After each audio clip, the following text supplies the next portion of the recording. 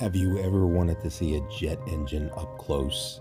You can at the Delta Flight Museum in Atlanta, Georgia.